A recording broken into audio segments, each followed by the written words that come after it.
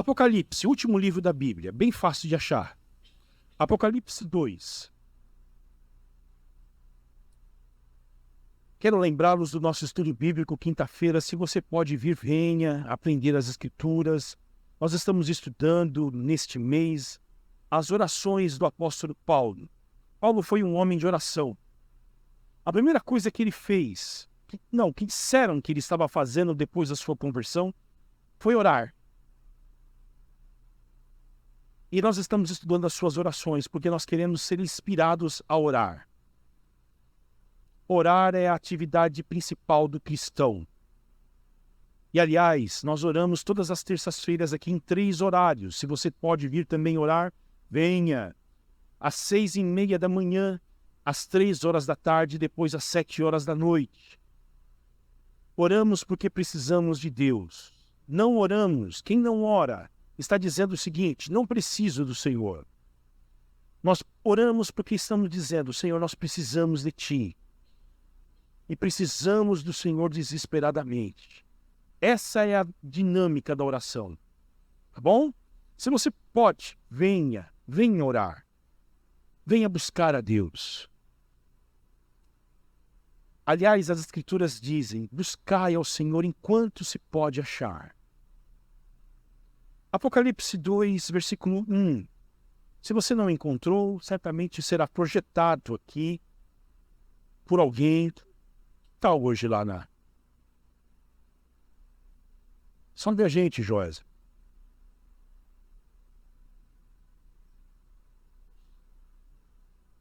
A Bia foi ajudá-la. A Bia é multitarefa. É melhor do que o pai. Os filhos superam os pais, né? Amém? Serão melhores do que os filhos, que os pais, né? Que isso seja com Martim, Thomas,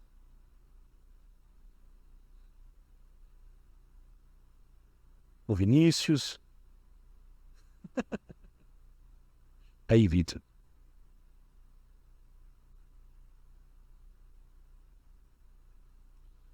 Ao anjo da igreja em Éfeso,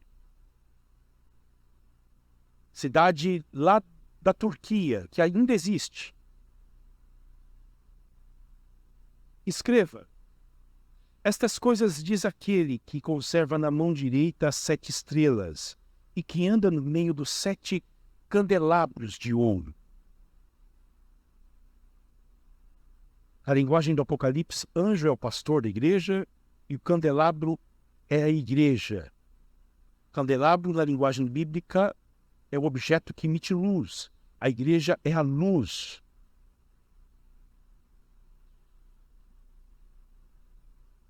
Conheço as obras que você realiza.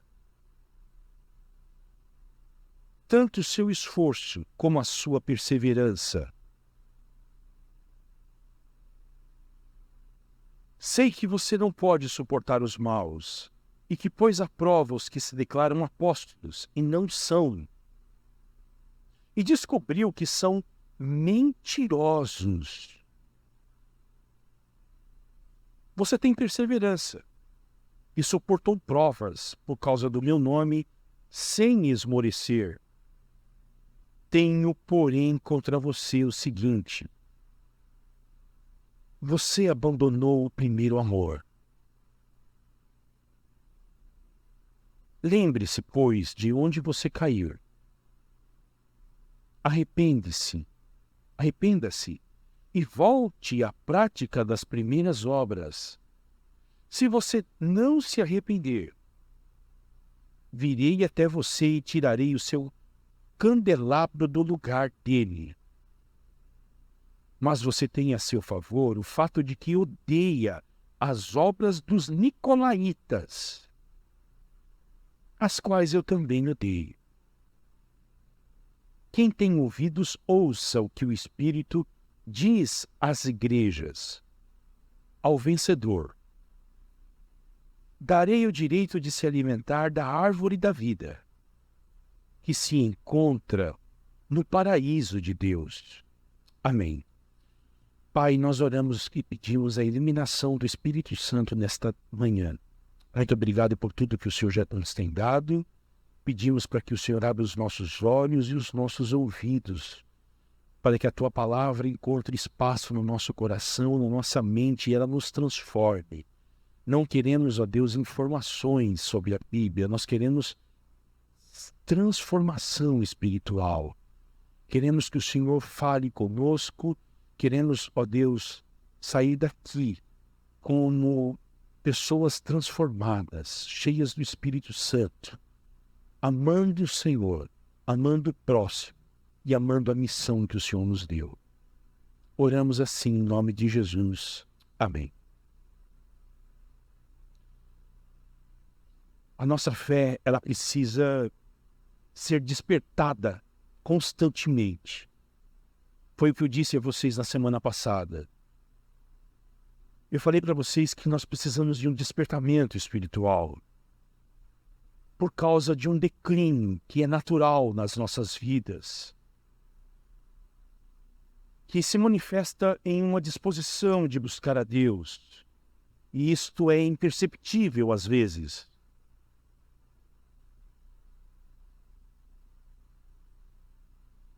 Um esfriamento. Aquela chama que outrora existia dentro de nós vai se esfriando. E ela pode se apagar. E isto é evidenciado pela falta de vontade de vir à igreja, prestar culto. Você acha mais atrativo ficar em casa. Você deixa de ler a Bíblia. Você já não encontra deleite em orar. Os teus pensamentos já não se voltam mais a Deus. E quando isso acontece com várias pessoas, a igreja é afetada. E isso se evidencia, sabe aonde? No culto, no domingo. Porque na hora dos cânticos, o louvor não sai dos nossos lábios com fervor. E a igreja é afetada. E aonde o impacto disto, queridos, são profundos. O testemunho da igreja diante do mundo.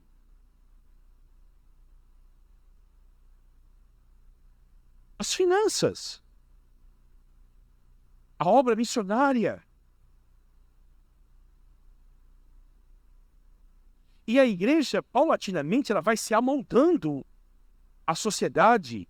Ela deixa de ser aquilo que Jesus ensina no Sermão do Monte, uma contracultura. E ela vai se amoldando à cultura de então.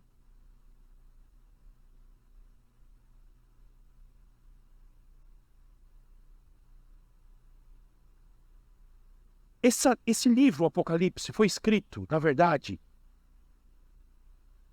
no ano 90 da nossa era.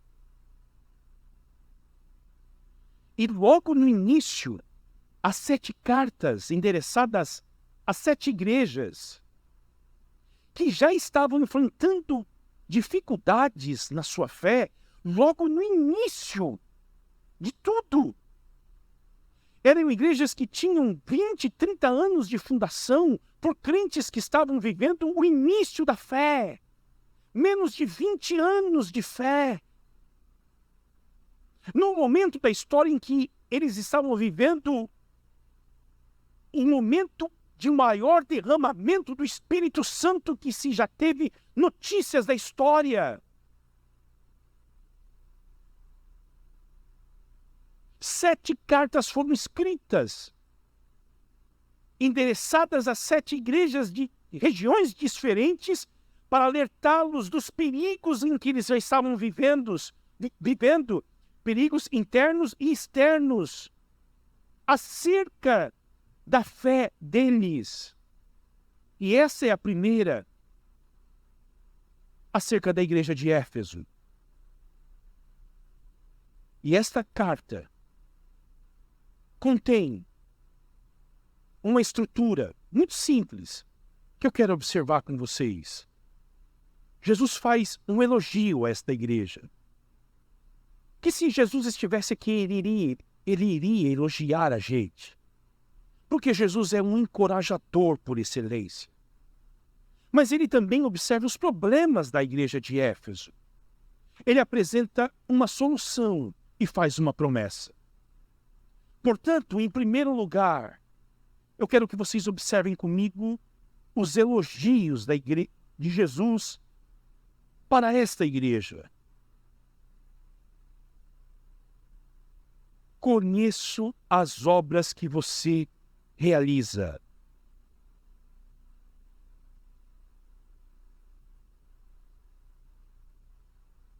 Tanto o seu esforço como a sua perseverança. Essa igreja trabalhou até a exaustão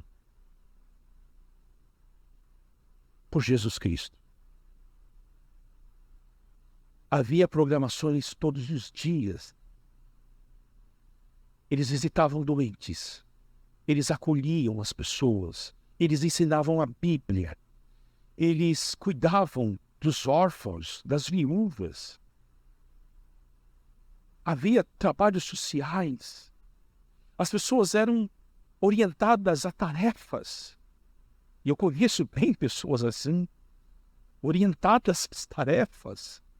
E eles chegaram à exaustão. O texto grego deixa isso claro. Trabalharam bastante. Jesus olha e ele diz: eu conheço o esforço de vocês. E que isto sirva de estímulo para a gente. Porque amanhã começa uma nova semana e a gente diz o seguinte: mais uma semana em que eu vou trabalhar. E o meu trabalho, na verdade, não é mais um trabalho em que eu trabalho para ganhar dinheiro. Mas eu estou colocando junto com Deus, eu estou trabalhando junto com Deus para colocar ordem no mundo. E eu estou cansado, eu sou fadigado e parece que ninguém me enxerga. Mas Deus olha do céu e diz: eu conheço as obras de vocês. Não é despercebido para mim.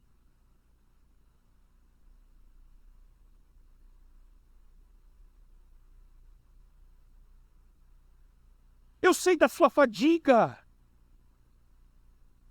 Eu sei da sua luta, do seu gemido, da sua dificuldade. Eu sei muito bem o que é isto. Parece que nunca vai ter fim. Jesus sabe o trabalho de uma dona de casa.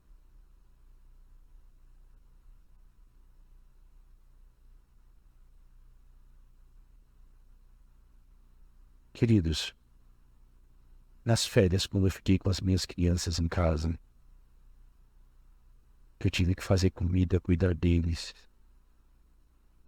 Por Deus, eu sonhei em ser um chapa que furasse poço debaixo do sol.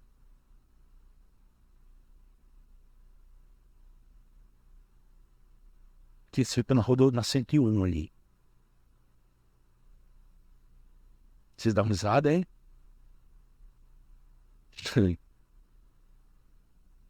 Eu falei que eu ia honrar minha esposa todo dia. E eu liguei para minha mãe e falei: Deus abençoe a sua vida. Como é que dá conta?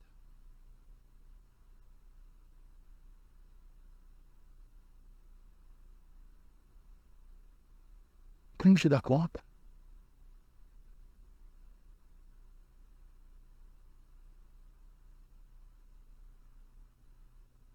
É isso as suas obras. É por isso.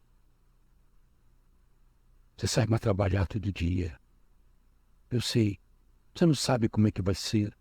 Eu sei muito bem.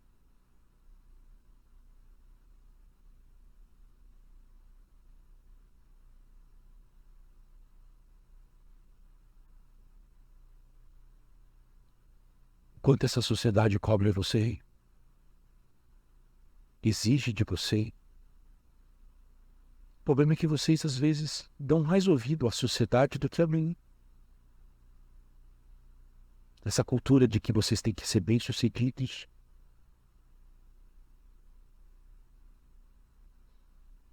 Tem que ser assim, assim, assim.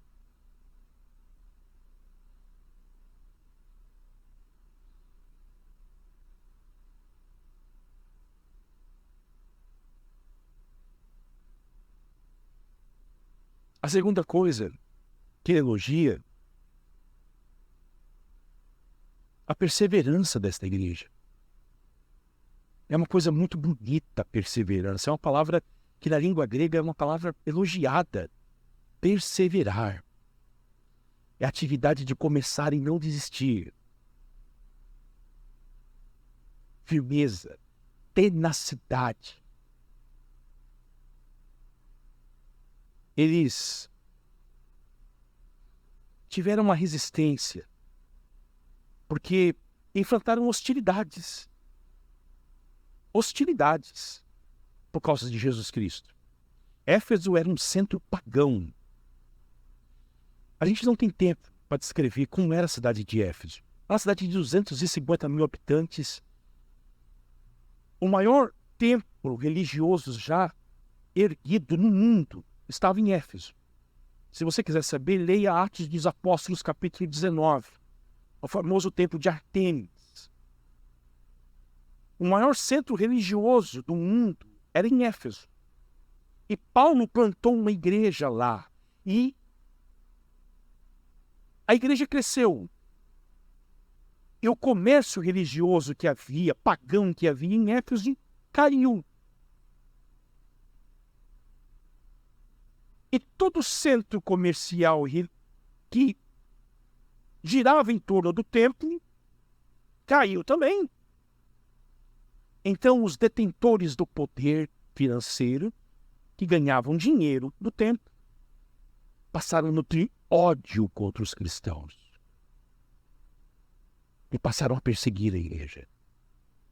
Então, Jesus está dizendo aqui, vocês suportaram muitas coisas por causa do meu nome. Terceira coisa, eles eram ortodoxos. Nenhuma falsa doutrina erguia a cabeça feia em Éfeso sem ser cortada. Olha só. Sei que você não pode suportar os maus e que pôs à prova os que se declaram apóstolos e não são, e descobriu que são mentirosos. Eles não tinham tolerância com o ensino falso na igreja. Algo que é tão comum hoje. E eu percebo que é comum porque a igreja não conhece a doutrina verdadeira. Essa é a questão. Então eles não toleravam homens maus, demarcavam as linhas, eles testaram os falsos apóstolos. Nós não temos novos apóstolos no cristianismo. Apóstolo foi o último. João morreu, não tem mais. Por quê? Por que nós não temos novos apóstolos? Porque nós não precisamos de novas revelações. Nós já temos a Bíblia Sagrada. Um apóstolo é alguém que traz uma revelação de Deus. João foi o último. Ele registrou a última revelação de Deus, que é a Bíblia, o último livro. Apocalipse está registrado, acabou.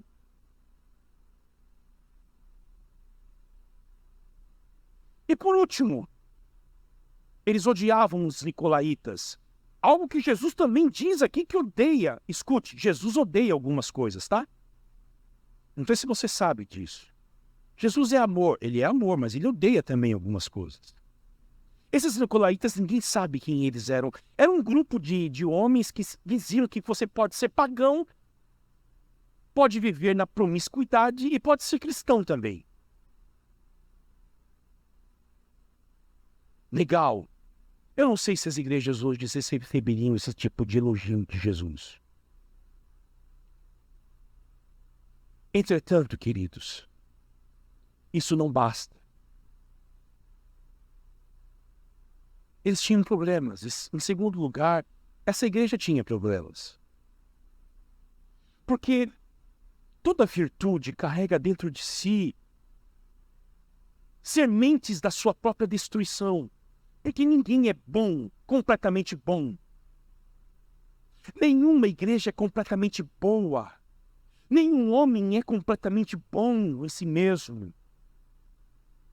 E toda virtude que você tem, por causa do pecado, há dentro de você sementes para se autodestruir. E isso é terrível. Até mesmo as coisas boas que você tem dentro de você, autoalimentada, vai te destruir. Essa é a dinâmica do ser humano. Essas coisas boas da igreja de Éfeso, aos olhos de Jesus,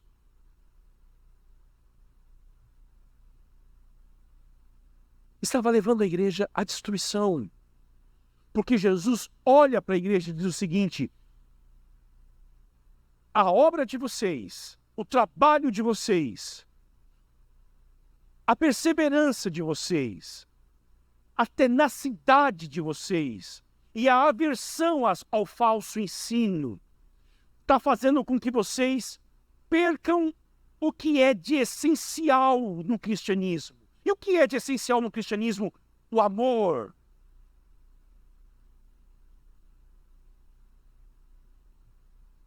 Vocês já não me amam mais como me amavam anteriormente. Uau!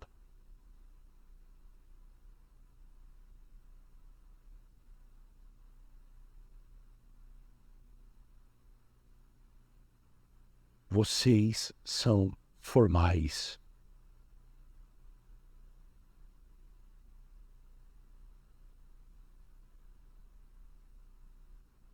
Vocês trabalham. A igreja funciona.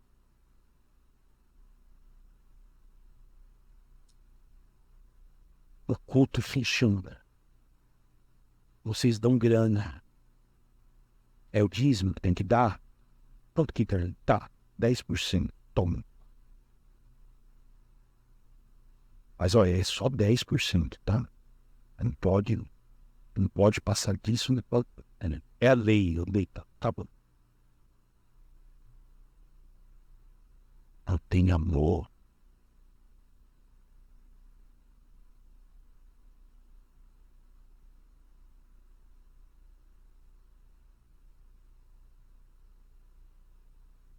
É possível que uma igreja exista sem amor? Ela pode funcionar sem amor. Deve funcionar.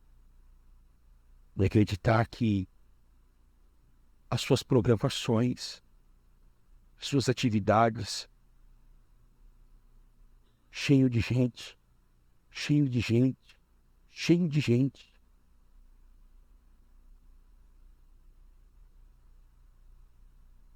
Ampliação do espaço.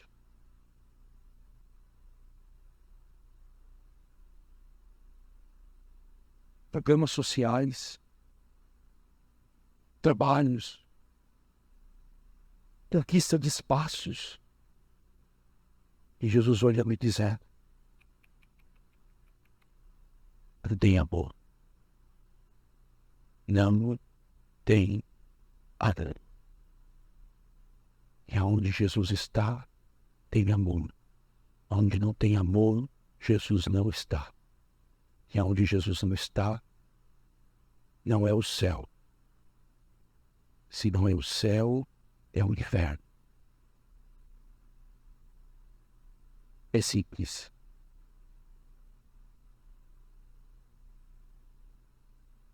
Cristianismo é amor, e Deus é amor. Depois que Pedro traiu Jesus, Jesus foi até ele. Não foi Pedro que foi até Jesus. Jesus foi até ele e perguntou para ele: Pedro, você me ama mais do que estes? Pedro olhou para ele e disse: o senhor sabe que eu te amo. Aí Jesus perguntou para ele pela segunda vez: Pedro, você me ama mais do que estes? Apacenta os meus cordeiros. Pedro olhou para ele: o Senhor sabe que eu te amo. E pela terceira vez Jesus olhou para ele, porque o Pedro negou Jesus 3 vezes, não foi? Pedro, você me ama mais do que estes? E o Pedro já não pôde olhar para ele e responder. Diz: o Senhor sabe de tudo.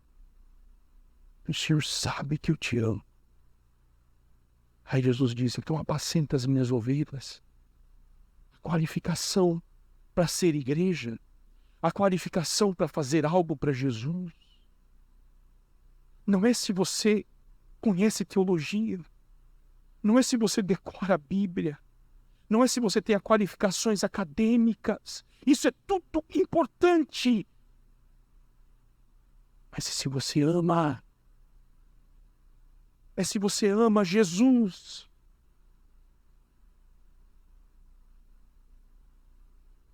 Pedro, você me ama mais do que estes.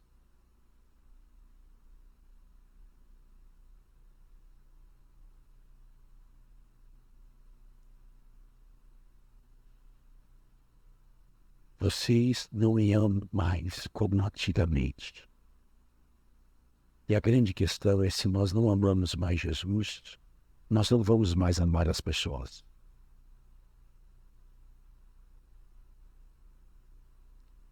Se você não ama mais Jesus, você não vai mais amar o seu cônjuge.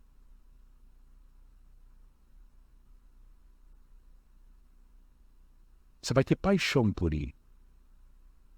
Mas amar... E deixa eu falar uma coisa para você.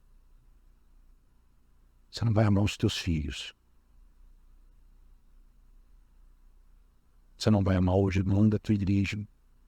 E você não vai amar as pessoas lá fora, a quem Jesus disse que nós devemos amar.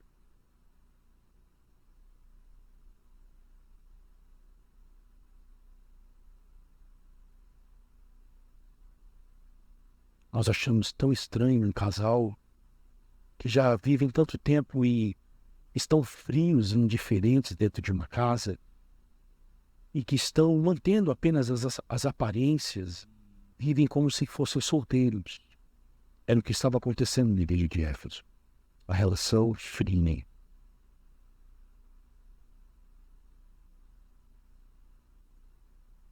E por que o amor é tão importante? Porque Jesus Cristo disse: aquele que tem os meus mandamentos e os guarda, este é o que me ama.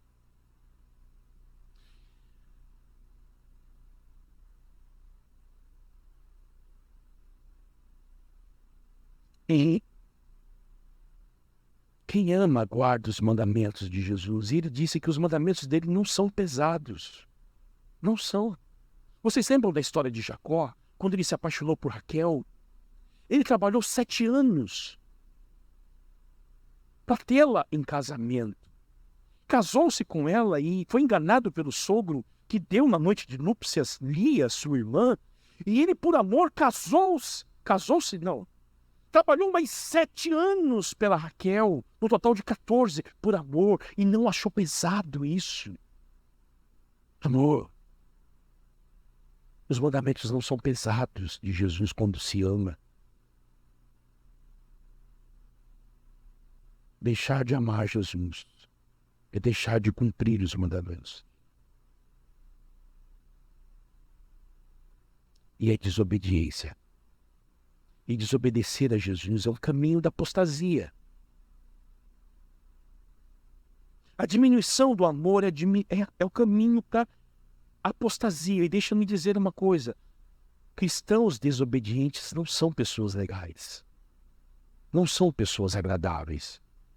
Você não vai fazer alianças com cristãos desobedientes, rebeldes. Não vai. Você não vai fazer sociedades com cristãos rebeldes, desobedientes a Deus. Você não vai fazer vínculos com eles, porque se eles não obedecem a Deus, eles não vão. respeitar você. A sociedade é afetada por causa da igreja. A igreja é afetada por causa da igreja.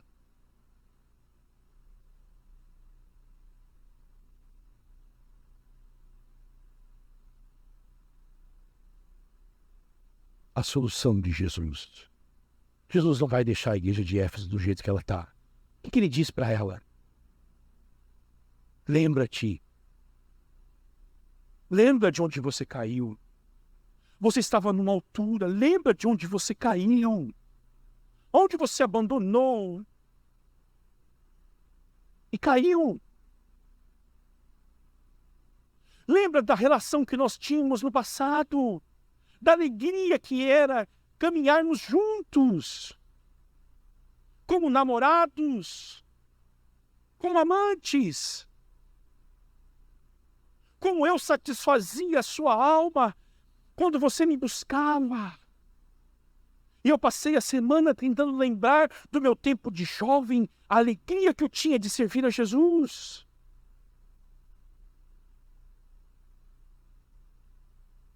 A segunda coisa, arrependa-se. Não espere um cultão, um louvorzão. A questão não é como você se sente sobre os seus pecados, é abandonar os seus pecados. Arrependa-se e volte à prática das primeiras obras. Lembre-se do passado. Você não poupava esforços para me buscar. Eu conheci cristãos, queridos, fervorosos. Eu já fui um deles.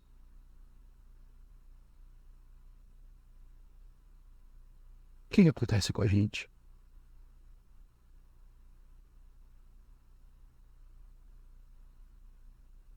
A promessa dele. Ao que vencer. Ao que vencer.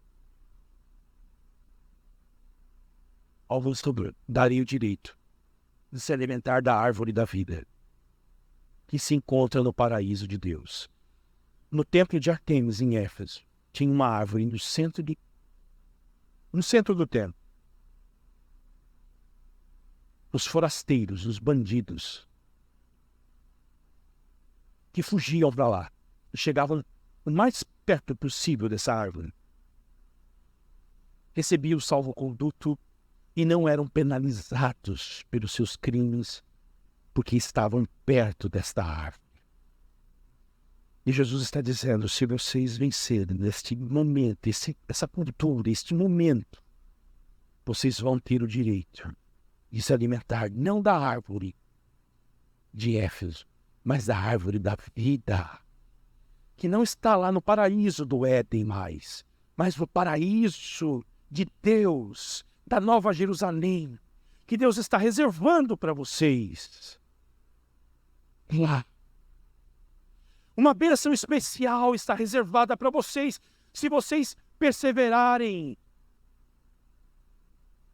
Se vocês lembrarem do passado, se vocês se arrependerem e voltarem às antigas práticas de outrora. Quem vai a Éfeso hoje se espanta, porque em 2000 anos não há notícias de ter um cristão em Éfeso. Éfeso se tornou, na história, o centro do cristianismo. O cristianismo saiu de Jerusalém, foi para Antioquia, na Síria, e de Antioquia para Éfeso. Éfeso abrigou um dos concílios mais importantes da história do cristianismo, no ano 481 depois de Cristo. Houve um escritor que disse que esteve lá e não encontrou uma igreja e um cristão. Ele disse, se tem cristão lá, eles estão se escondendo. Um outro escritor disse que encontrou 3. E perguntou para ele sobre Timóteo, João e Paulo, que foram os pastores desta igreja. Essa igreja foi pastoreada pelo apóstolo Paulo, por Timóteo e ninguém menos do que o apóstolo João. Ele diz: quem é Timóteo? Quem é João? Paulo? Quem é Paulo? Olha o que Jesus diz. 2. Se você não se arrepender, virei até você e tirarei o seu candelabro do lugar dele.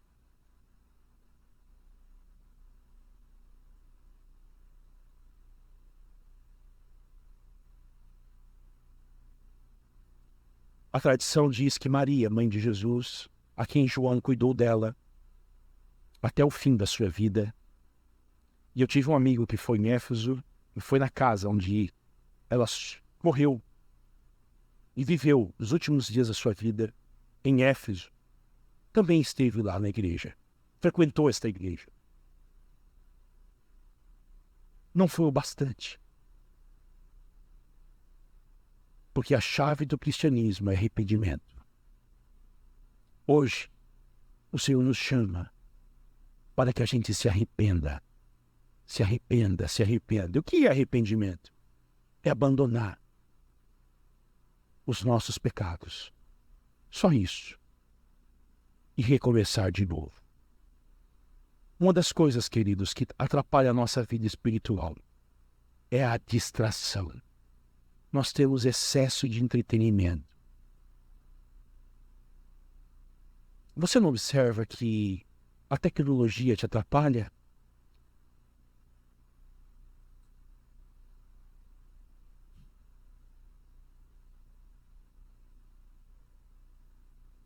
Eu não sei quanto tempo você gasta no Twitter. Twitter não, né? As pessoas... Não é nem mais Twitter agora. Facebook, o Instagram, Netflix. Alguém já disse que essa era que nós estamos vivendo agora é a era da distração. Nós estamos distraídos. Essa semana, façam algo prático.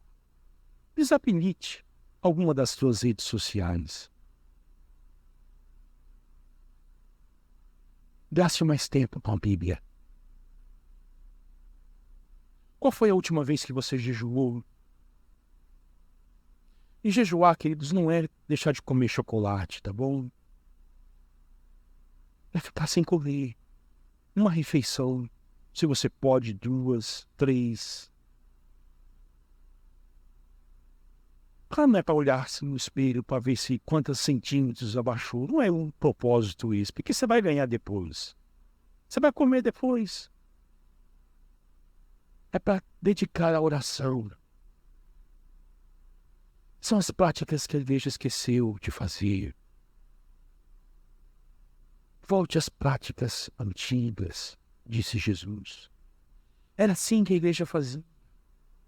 O jejum, a leitura da Bíblia, a oração. Você vai ver Jesus mais perto de você.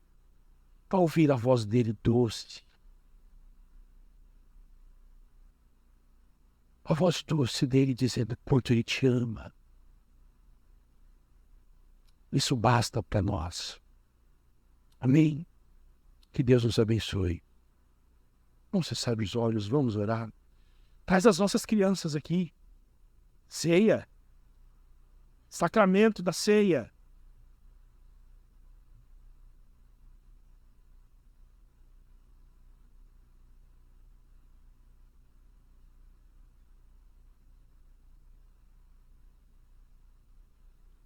Pai, nós pedimos que a Tua palavra seja aplicada ao nosso coração.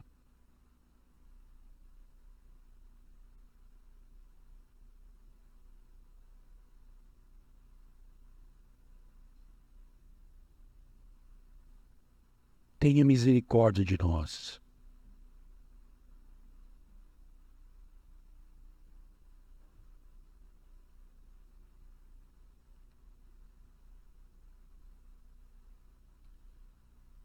Nessa semana, Senhor, inquiete a gente. Fale conosco. Mude a nossa maneira de pensar e de agir.